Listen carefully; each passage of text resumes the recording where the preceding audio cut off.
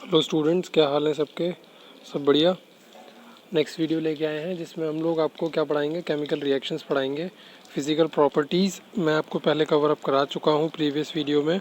इस वीडियो में हम लोग केमिकल प्रॉपर्टीज़ या फिर केमिकल रिएक्शन, कौन कौन सी केमिकल रिएक्शन हम लोग के कंपाउंड्स जो हम यहाँ पे पढ़ रहे हैं, कौन कौन से वो कंपाउंड्स एल्डिहाइड और कीटोन किस किस तरीके की रिएक्शन दिखाते हैं विद मैकेनिज्म, जिनका मैकेनिज्म है सिलेबस में, उन्हें पढ़ना स्टार्ट करेंगे। सबसे पहले स्टार्ट कर रहे हैं किससे? न्यूक्लियोफिलिक एडिशन रिएक्शन से।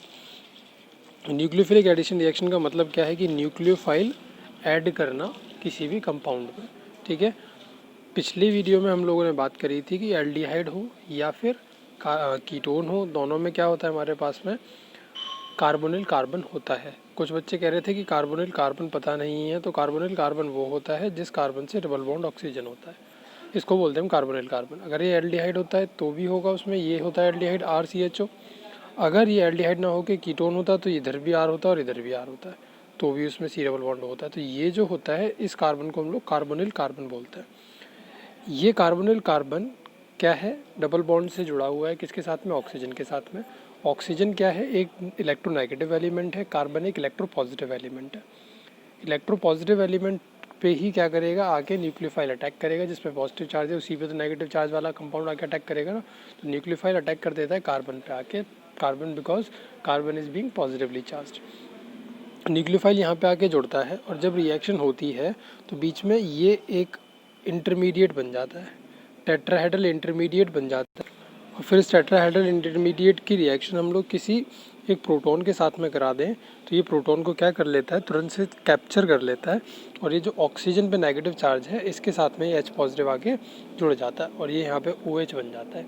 कहने का मतलब सिर्फ इतना है कि अगर आप डायरेक्ट देखना चाहें तो आप डायरेक्ट भी देख सकते हैं कि अगर आप लोग एल्डिहाइड या फिर कीटोन के लिए न्यूक्लियोफिलिक एडिशन रिएक्शन पढ़ रहे हैं तो आपको डबल बॉन्ड ऑक्सीजन हटा देना है, ऑक्सीजन को सिंगल बॉन्ड से जोड़ देना है और उस पर H लगा देना है, OH बना देना है, यानी कि अल्कोहल ग्रुप बन जाएगा। कीटोन हो चाहे एल्डिहाइड हो, अल्कोहल ग्रुप बन जाएगा न्यूक्लियोफिलिक एडिशन रिएक्शन में, और उस कार्बन से आके वो न्यूक्लियोफाइल जुड़ जाएगा। बस इतनी बात याद रखनी है। अगर आप हाइब्रिडाइजेशन की बात करो तो क्या हाइब्रिडाइजेशन चेंज हुई है कार्बन की? यहाँ पे बिल्कुल हुई है। यहाँ पे कार्बन की हाइब्रिडाइजेशन कितनी है? sp2। यहाँ पे कितनी हो गई? sp3 हो गई। ठीक है, तो ये बात भी ध्यान रखेंगे कि न्यूक्लियोफिलिक एडिशन रिएक्शन में कार्बन की हाइब्रिडाइजेशन sp2 से sp3 चेंज हो जाती है। साथ साथ में जो एल्डिहाइड या कीटोन का कार्बोनिल कार्बन है उस पर जो ऑक्सीजन अटैच था वो ऑक्सीजन ना रह के क्या हो जाता है? एक अल्कोहल ग्रुप बन जाता है। तो न्यूक्लियोफिलिक रिएक्शन इस तरीके से होती है। आप क्या लिखेंगे इसमें? आप हेडिंग डालेंगे न्यूक्लियोफिलिक एडिशन रिएक्शन, सब हेडिंग डालेंगे mechanism of nucleophilic addition reaction, और सिर्फ ये रिएक्शंस लिखेंगे, सिर्फ और सिर्फ ये रिएक्शंस लिखेंगे, और कुछ लिखने की आपको ज़रूरत नहीं है। तो हमने ये तो देख लिया कि किस तरीके से न्यूक्लियोफिलिक सब्स्टिट्यूशन रिएक्शन होती है, एल्डिहाइड और कीटोन किस तरीके से न्यूक्लियोफिलिक सब्स्टिट्यूशन रिएक्शन देंगे। अब एक बार रिएक्टिविटी देख लेते हैं कि न्यूक्लियोफिलिक एडिशन रिएक्शन या न्यूक्लियोफिलिक सब्स्टिट्यूशन रिएक्शन की बात करें तो किस तरीके से होगी। मतलब रिएक्टिविटी क्या है कि कौन एल्डिहाइड ज़्यादा रिएक्टिव है टुवर्ड्स न्यूक्लियोफिलिक एडिशन रिएक्शन या फिर कीटोन ज़्यादा रिएक्टिव है टुवर्ड्स दिस रिएक्शन। देखते हैं, दो तरीके से समझेंगे इस बात को और कोशिश करेंगे समझाने की आपको। एल्डिहाइड्स जो हैं वो ज़्यादा रिएक्टिव हैं कीटोन्स के कंपैरेटिवली न्यूक्लियोफिलिक एडिशन रिएक्शन में। देखें तो आप क्या याद रखोगे कि aldehydes are more reactive as compared to ketones in nucleophilic या towards nucleophilic addition reaction. Reason क्या है इसके लिए? इसके पीछे दो रीज़न है, एक बोलते हैं हम लोग स्टेरिक रीज़न और एक बोलते हैं इलेक्ट्रॉनिक रीज़न। दो कारण हैं, दोनों कारणों से समझते हैं कि क्या स्टेरिक रीज़न है और क्या इलेक्ट्रॉनिक रीज़न है। देखिए, sterically the presence of two relatively large substituents in the ketones hinders the approach of the nucleophile on the carbonyl carbon than in aldehydes having only one such substituents। अभी मैंने आपको एक aldehyde और ketone बना के दिखाया था। Aldehyde क्या होता है? ये होता है R C डबल बॉन्डो और H। अगर कीटोन बनाऊँ यहीं पे तो कीटोन क्या होता है? ये होता है सेम अल्काइल ग्रुप भी हो सकते हैं, डिफरेंट अल्काइल ग्रुप भी हो सकते हैं, डिपेंड करता है। तो अब ये देखो कि ये जो कार्बोनेल कार्बन है इसी पे तो न्यूक्लियोफाइल आके अटैक कर रहा था। अब ये जो न्यूक्लियोफाइल है इस पे दो अल्काइल ग्रुप अटैच है, सॉरी ये जो कार्बन है जिस पे न्यूक्लियोफाइल आके अटैक करने वाला है इस पे दो अल्काइल ग्रुप अटैच है जो कि ज़्यादा स्टेरिक हिंड्रेंस प्रोवाइड कराएंगे। जबकि एल्डिहाइड का जो कार्बोनेल वाला कार्बन है उसमें सिर्फ एक एल्डिहाइड ग्रुप प्रेजेंट है। उसमें सिर्फ एक एल्काइल ग्रुप प्रेजेंट है जो कि कम स्टीरिक हिंड्रेंस प्रोवाइड कराएगा, तो इस पे न्यूक्लियोफाइल आके अटैक कर सकता है आसानी से, क्योंकि हाइड्रोजन ना के बराबर स्टीरिक हिंड्रेंस देगा। जबकि ये दोनों जो अल्काइल ग्रुप हैं ये बहुत ज़्यादा स्टीरिक हिंड्रेंस ऑफर करेंगे एज़ कम्पेयर टू एल्डिहाइड वाला कार्बन। तो इसीलिए क्या बोलेंगे हम लोग कि न्यूक्लियोफाइल बड़ी आसानी से आके कार्बन पे अटैक यहाँ नहीं कर सकता, जबकि यहाँ पे कर सकता है। और यहाँ पे नहीं कर सकता, इसका मतलब कीटोन्स लेस रिएक्टिव हो जाएंगे। हम स्टीरिकली समझ चुके हैं कि स्टीरिक हिंड्रेंस होती है उसके बेसिस पे। अब इलेक्ट्रॉनिकली समझ लेते हैं। इलेक्ट्रॉनिक रीज़न क्या है?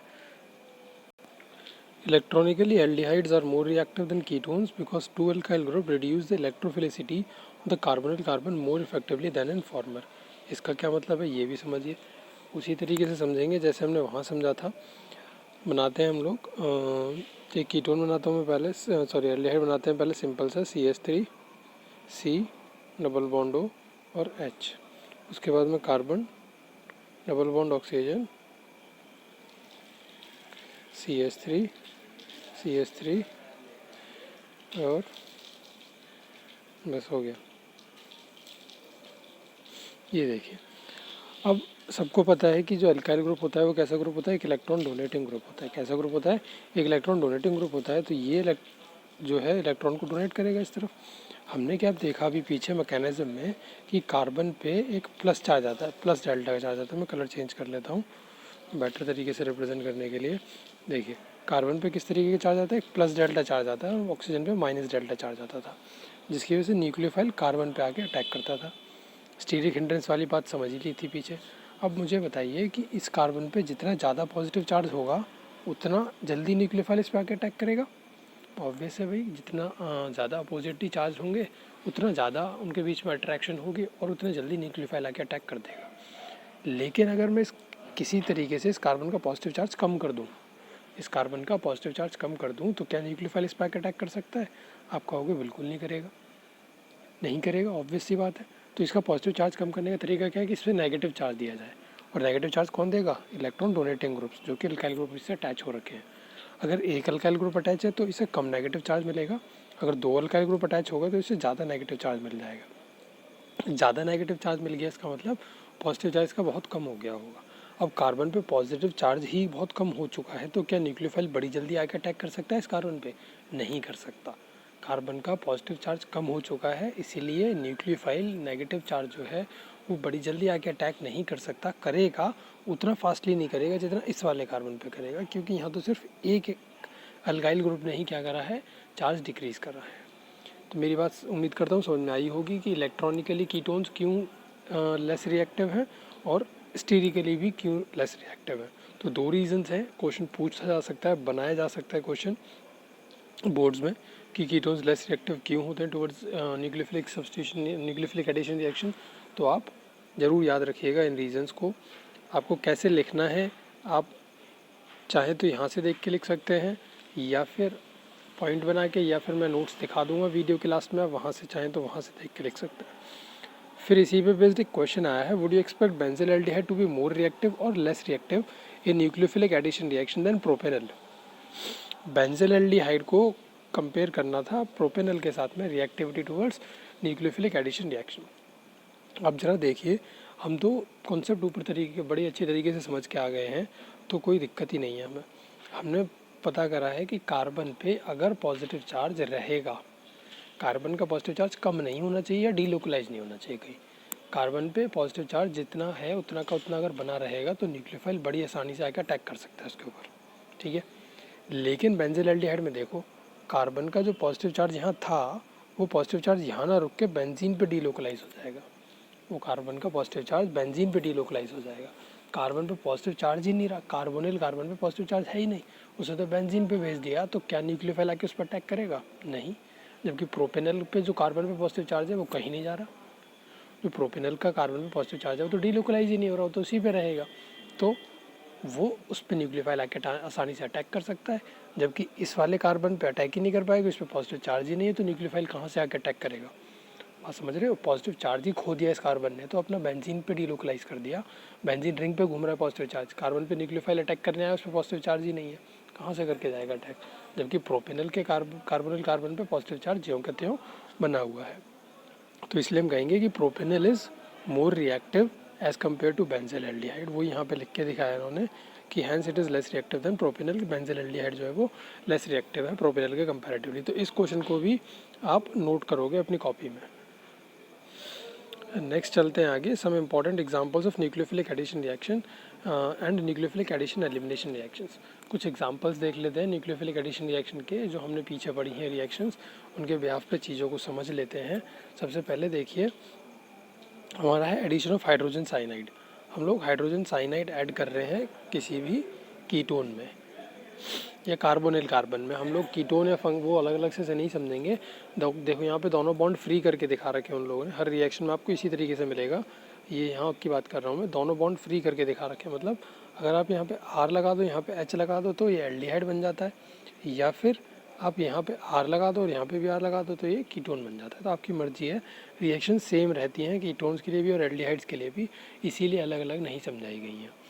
एडिशन ऑफ हाइड्रोजन साइनाइड है तो देखिए हाइड्रोजन साइनाइड OH नेगेटिव के साथ में पहले रिएक्ट करा, उसने CN नेगेटिव बना लिया। ये CN नेगेटिव न्यूक्लियोफाइल जो है ये आके अटैक करेगा किस पे, कार्बोनिल कार्बन पे। जब ये अटैक करेगा तो बीच में हमने देखा था एक इंटरमीडिएट बनता था, ये बन जाएगा। बाद में हम लोग H+ से रिएक्ट कराएंगे। जब हम इसमें H+ ऐड करेंगे तो क्या हो जाएगा, ये O नेगेटिव से H जाके जुड़ जाएगा और OH यहाँ पे लग जाएगा और इस तरीके का कंपाउंड बन जाएगा। इसको बोलते हैं हम लोग क्या, साइनोहाइड्रेट। साइनोहाइड्रेन। तो आप ये हेडिंग डालोगे, सब हेडिंग सब इम्पॉर्टेंट, और ये हेडिंग डाल के सिर्फ और सिर्फ ये रिएक्शंस लिखोगे, ओनली रिएक्शंस। बाकी ये कुछ भी लिखने की आपको ज़रूरत नहीं है। उसके बाद addition of sodium hydrogen sulphide, ये भी आसानी से समझ सकते हो। NaHSO3 से रिएक्ट करेगा, ये दो पार्ट में स्प्लिट हो जाता है, Na पॉजिटिव और HSO3 नेगेटिव। इस तरीके से ये बनता है और प्रोटॉन का ट्रांसफ़र होने के बाद में ये कंपाउंड आपका फाइनली बन जाता है। एडिशन ऑफ ग्रिग्नार्ड रिएजेंट क्या है, ये अभी नोट्स में से दिखाते हैं। उससे पहले एक बार एडिशन ऑफ अल्कोहल समझ लेते हैं। अगर एल्डिहाइड है, यहाँ पे अलग अलग तरीके से रिएक्शन है। एल्डिहाइड अलग तरीके से रिएक्ट करते हैं अल्कोहल के साथ में, और कीटोन्स अलग तरीके से करते हैं, तो ये अलग अलग समझाया गया है। एल्डिहाइड अगर अल्कोहल के साथ में रिएक्ट कर रहे हैं तो देखिए RCH OR और OH, यानी कि एक एल्कोक्सी कंपाउंड बनता है। एक एल्कोक्सी कंपाउंड बनता है जो कि इंटरमीडिएट है। इंटरमीडिएट का मतलब ये नहीं होता कि वो स्टेबल नहीं है। इंटरमीडिएट है मतलब बीच का प्रोडक्ट, बीच में बन रहा है रिएक्शन के। ये मत समझ लिया करो आप कि इंटरमीडिएट है तो एग्जिस्ट नहीं करेगा, ये है वो है। इंटरमीडिएट मीन्स रिएक्शन के बीच का प्रोडक्ट है, डिज़ायर्ड प्रोडक्ट नहीं है। हम इससे आगे रिएक्शन को कंटिन्यू करेंगे तब हमें डिज़ायर्ड प्रोडक्ट मिलेगा। ये जो बनता है इसको बोलते हैं कि हम लोग हेमी एसेटल। फिर से इसे किसी एक अल्कोहल के साथ में रिएक्ट कराते हैं, फिर से इसे किसी एक अल्कोहल के साथ में रिएक्ट कराते हैं, तो हमारे पास में एक कंपाउंड बनता है जिसको बोलते हैं हम लोग क्या, एसेटल। क्या बोलते हैं हम लोग, एसेटल। बात समझ में आ गई। आगे चलें। कीटोन्स रिएक्ट करते हैं किसके साथ में, किसी एक अल्कोहल के साथ में, जनरली इथाइलिन ग्लाइकोल के साथ में करते हैं। कीटोन्स रिएक्ट करते हैं इथाइलिन ग्लाइकोल के साथ में in the presence of HCl gas या डाइल्यूट HCl। तो एक कंपाउंड बनता है इस तरीके का, एक साइक्लिक कंपाउंड सा बन जाता है, उसको हम लोग इथाइलिन ग्लाइकोल कीटल बोल देते हैं। Ethylene glycol कीटल, last year board में क्वेश्चन पूछा गया था इस पर। इथाइलिन ग्लाइकोल कीटल का फॉर्मेशन कैसे होता है ये बताइए, तो आप इसे नोट कर लीजिएगा, इंपॉर्टेंट मार्क कर लीजिएगा। हो सकता है कि आपके टाइम पे भी पूछा जा सके। तो इम्पॉर्टेंट वैसे तो कुछ नहीं होता पूरी बुक में जो भी है, इसीलिए मैं NCERT में से वीडियो बनाता हूँ। कोई बहुत कम टीचर होंगे जो इस तरीके से NCERT से वीडियो दे रहे होंगे यूट्यूब पे। तो मैं आपको यही सजेस्ट करता रहा था और करता रहूँगा आगे भी कि NCERT is the best book for chemistry. किसी रिफ्रेशर की, किसी नोट्स की, किसी की भी ज़रूरत नहीं पड़ेगी अगर आप NCERT से एक एक लाइन पढ़ के चले गए हैं और समझ के चले गए हैं तो, और आपको आंसर फ्रेम करने आते हैं तो। अगर ये तीन चीज़ें हैं तो आप 100 आउट ऑफ 100 नंबर स्कोर कर सकते हो, इस बात की गारंटी भी ले सकता हूँ। नेक्स्ट रिएक्शन देखते हैं, addition of ammonia and its derivative. Ammonia और उसके डेरिवेटिव्स को ऐड कर रहे हैं nucleophile such as ammonia and its derivatives H2NZ। Z पे कुछ भी हो सकता है, अमोनिया होगा तो Z की जगह H हो जाएगा, NH3 हो जाएगा, और उसके डेरिवेटिव्स होंगे तो Z की जगह कुछ और हो सकता है। वो कार्बोनिल कार्बन पे, एल्डिहाइड और कीटोन के पे अटैक करते हैं। रिएक्शन रिवर्सिबल है और कैटेलाइज्ड होती है किससे, एसिड से। देखिए ये रहा कोई भी एक कार्बन वाला कार्बन H2NZ है, इसे हमने रिएक्ट कराया तो क्या बनेगा, OH आ जाएगा यहाँ पे और NHZ बन जाएगा। OH आ जाएगा और NHZ बन जाएगा, यहाँ पे NZ बन जाता है बाद में। फाइनली H2O यहाँ से बाहर निकल जाता है। तो कहने का मतलब सिर्फ आपको ये याद रखना है कि रिएक्शन में क्या बन रहा था। आप H2N Z के साथ में रिएक्ट कराओगे, Z अलग अलग होंगे, अभी टेबल में से देखेंगे और समझेंगे हम। H2N Z के साथ में रिएक्ट कराओगे तो NZ बन जाता है। क्या बन जाता है? कार्बन पे दो तो आपके जो यहाँ पे लगे हुए थे, सपोज करो अगर ये एल्डिहाइड था तो R और H होगा यहाँ पे, अगर ये कीटोन था तो RR होगा यहाँ पे। Carbon bond bond double bond से NZ लगा हुआ है, ठीक है। Z वेरी करेगा depending on the derivatives of ammonia. देखिए सबसे पहला देखते हैं, अगर वो अमोनिया ही है तो NH अमोनिया क्या होता है NH3, तो Z की जगह क्या हो जाएगा H हो जाएगा, यानी कि NH3 इसके साथ में रिएक्ट कर रहा है तो बनेगा क्या, हमने पढ़ा था कि NZ बनता है और Z क्या है यहाँ पे H, तो क्या बन जाएगा प्रोडक्ट बताने जरा मुझे क्या बनेगा, कार्बन डबल बॉन्ड N और H ये बन जाएगा और इसका नाम क्या होता है, इमीन होता है। क्या बोलते हैं इसे, इमीन बोल देते हैं, अमाइन नहीं इमीन बोल देते हैं। इसी तरीके से अगर ये कोई R ग्रुप हो जाता है, यानी कि अगर कोई अल्काइल ग्रुप होता है H2N R होता है, सपोज करो CH3 है, सपोज करो CH3 है तो क्या बनेगा, कार्बन ये bond bond double bond N और जो भी आपका अल्काइल ग्रुप है, मैंने सपोज करा CH3 तो CH3 बन जाए। इसको हम लोग क्या बोल देते हैं, सब्स्टिट्यूटेड इमाइन बोल देते हैं। इसी तरीके से रिएक्शन, इसी तरीके से टेबल आगे की है, आप बनाइए, समझिए और करिए। अगर किसी को कोई दिक्कत रहती है इस टेबल को बनाने में, समझने में, तो वो कमेंट कर सकता है। बाकी बहुत बड़ी बात कोई है नहीं, बस हम लोग क्या कर रहे हैं, Z की जगह पे बस इन ग्रुप्स को जोड़ते चले जा रहे हैं और साथ में आपको नाम याद रखने पड़ेंगे। इस वीडियो में इतना ही रखते हैं। ये वीडियो लेके आए थे जिसमें आपको हमने क्या पढ़ाया, स्टार्ट कराइए केमिकल प्रॉपर्टीज़ बहुत लंबी है इसकी, एक वीडियो में ख़त्म नहीं हो सकती। इसमें मैंने आपको एक part nucleophilic addition reaction complete करा दिया है। नेक्स्ट वीडियो लेके आएंगे तो आपको उसमें रिडक्शन कराएंगे और ऑक्सीडेशन कराएंगे और आगे की चीज़ें कंटिन्यू कराएंगे। और वीडियो को ख़त्म करने से पहले जो मैंने आपको दिखाने के लिए बोले थे नोट्स, उन्हें दिखा देते हैं। ये देखिए केमिकल रिएक्शन मैकेनिज्म डाल रखा है, इस तरीके से रिएक्शन लिखी है। रिएक्टिविटी जो बताया था वही लिखा है सब कुछ, जो मैंने आपको डायग्राम की हेल्प से समझाया भी था ना, जैसे जैसे आप वैसे डायग्राम भी बना लीजिएगा ताकि आप आगे कोई प्रॉब्लम ना हो आपको। यहाँ से चाहें तो यहाँ से नोट कर सकते हैं। इस वीडियो के नीचे इस PDF का, नोट्स वाली PDF का, NCERT सबके पास होगी, इस नोट्स की PDF का मैं आपको लिंक दे दूँगा, आप वहाँ से डाउनलोड कर लीजिएगा। ये क्वेश्चन भी कराया मैंने, आप इस क्वेश्चन को सॉल्व करके लाएंगे सब लोग होमवर्क में। फॉर्मलडिहाइड, प्रोपेनॉल, पेंटेन टू 1 बेंजील्डिहाइड, इन्हें रिएक्टिविटी के ऑर्डर में अरेंज करना है। फिर सब इंपॉर्टेंट न्यूक्लियोफिलिक एडिशन रिएक्शन कराई है, इस तरीके से आपको लिखनी है। ये साफ साफ लिखा हुआ है इन्होंने, तो आप चाहें तो यहाँ से भी लिख सकते हैं, बस रिएक्शन लिखाई है। ये वाली जो पार्ट था ये पीछे NCERT में नहीं था, मैंने बोला था मैं आपको नोट्स में से समझाऊंगा। ग्रिग्नार्ड रिएजेंट एडिशन देख लीजिए एक बार।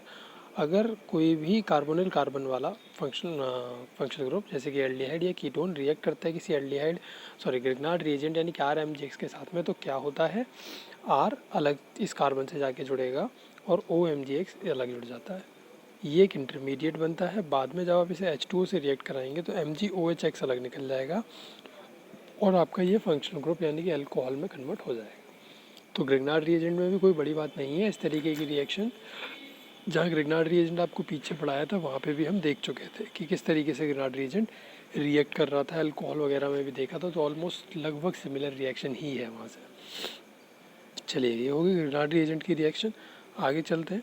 ये अल्कोहल वाली होगी जो कि आपको समझाई थी। अमोनिया एंड इट्स डेरिवेटिव आपको इस तरीके से लिखना है, आपको टेबल नहीं बनानी है, रिपीट कर रहा हूँ, आपको टेबल नहीं बनानी है, आपको इस तरीके से एक एक रिएक्शन लिखनी है जिससे आप समझ सकें। नोट्स का PDF नोट्स का लिंक मिल जाएगा डिस्क्रिप्शन बॉक्स में, डाउनलोड करिए और लिखिए आराम से। रिडक्शन से नेक्स्ट वीडियो में स्टार्ट कराऊंगा। वीडियो अच्छी लगी हो तो लाइक ज़रूर करना, वीडियो को शेयर करना अपने फ्रेंड्स के साथ में, जो होमवर्क दिया है वो होमवर्क करना। नेक्स्ट वीडियो लेके आएंगे जल्द से जल्द, जिसमें आपको फर्दर कंटिन्यू करेंगे केमिकल प्रॉपर्टीज़ को। मिलेंगे नेक्स्ट वीडियो में, till then do take good care of yourselves, bye bye.